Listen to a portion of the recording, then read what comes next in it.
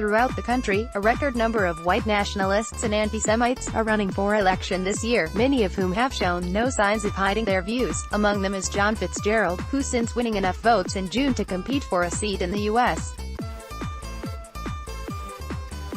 House of Representatives this November has reportedly appeared on several neo-Nazi podcasts.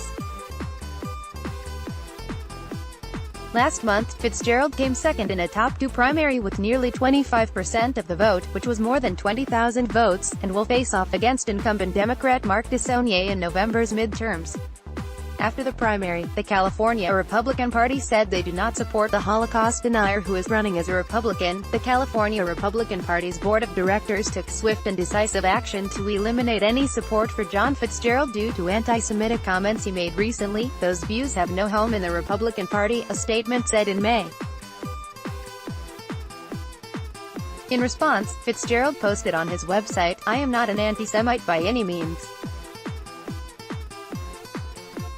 I am strictly an honest and ethical person who has the temerity to state fact." Media Matters for America reported that in June, Fitzgerald complained about Jewish control and supremacy, and said he exposes the truth about the Holocaust and how it's an absolute fabricated lie. Fitzgerald also ran in 2010 and 2012 but did not garner as much support, receiving just 15% and 7% of the vote, respectively.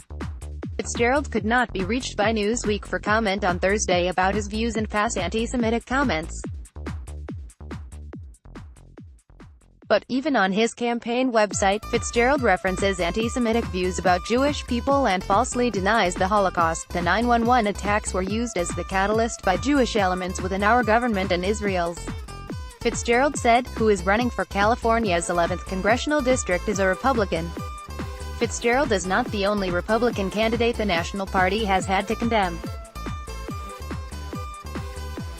Arthur Jones is among a handful of others, who told NBC News earlier this month that the average IQ of a black person is 20 points lower than the average IQ of a white person. "You got a lot of white blood in you," Jones told the African-American reporter who interviewed him.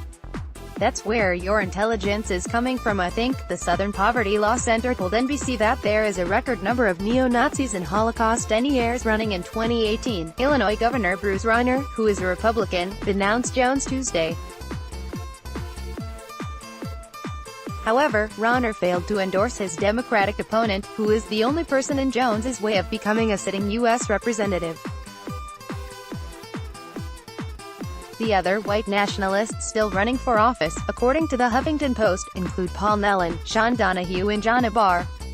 Nathan Larson, a congressional candidate in Virginia, is an admitted pedophile. Others have since dropped out of their races.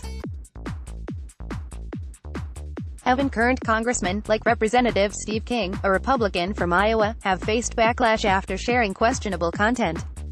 In June, King shared an anti-immigration tweet from a self-proclaimed Nazi sympathizer. "Europe is waking up. Will America, in time?" King tweeted when he shared Mark Collit's post, which was an article from Breitbart on a poll about Italian sentiments toward immigration, together with the words, "Europe is waking up."